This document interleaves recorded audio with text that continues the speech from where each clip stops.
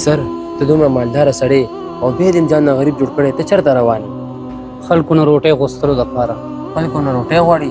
څه مطلب؟ زه پوه نه شوم. ته خو خپله په زرګو خلکو باندې روټۍ خورې. ته به پوه هم نه شوې. زما انتظار وکړه خو زه راځمه. اوکې سر.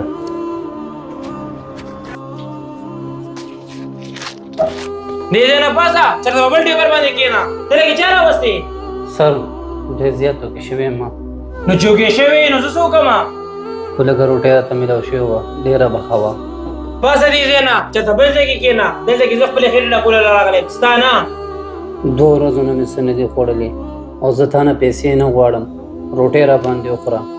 تا داسې ښکاري چې زه به له پیسې هم در کومه چې ستا غوندې خلکو باندې زه روټۍ خورم که نه، زه به ډېر زر خیر ته کښېنم. پاسه دې ځای نه وځه.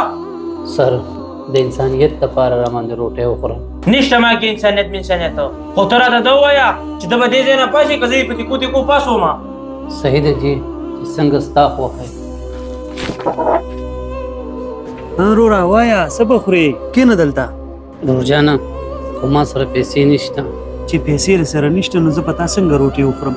وروره لږ غونته را باندې څه وخوره. 2 ورځې وشوې هېڅ څه مې هم نه دي خوړلې. ستا بچي نشته ولې؟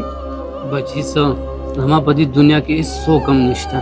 خفه نه شي اوس ته باندې خورم. وروره وګوره ما سره پیسې نشته رې. ته د پیسو غم مه کوه، ته صرف روټۍ وخوره.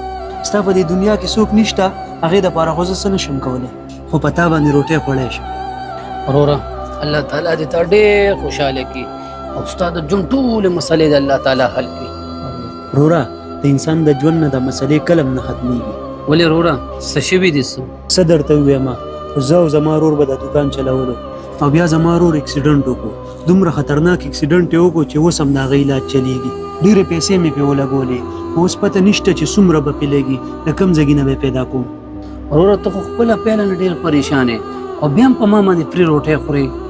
روټۍ خوړل خو د نیکۍ کار دی چې ته کله موږی کېږي دلته ماله راځه، زه به په تا باندې روټۍ خورم. وروره ته دا هر څه ولې کوې؟ انسانیت دپاره. خلک وایي که نه، وایي موږ چې چا سره ښه وکړو نو موږ سره به هم ښه کېږي. بس دې دپاره کیدای شي موږ سره هم چېرته ښه وشي. بالکل وروره ضرور به سره ښه کېږي. ته ګوره انشاءالله په ژوند کې به سره یو ورځ ضرور ښه کېږي. ته زموږ غونده غریبانانو باندې روټۍ خورې. ګوره یو ورځ به ضرور ستا په ژوند کې خوشحالي راځي. دا واله وروره دا ځان سره کېږده. داسې شی دي وروره؟ دا ته ځان سره کېږده او چې زه دلته نه لاړ شمه د هغې نه پس دا کولاو که او ویې ګوره.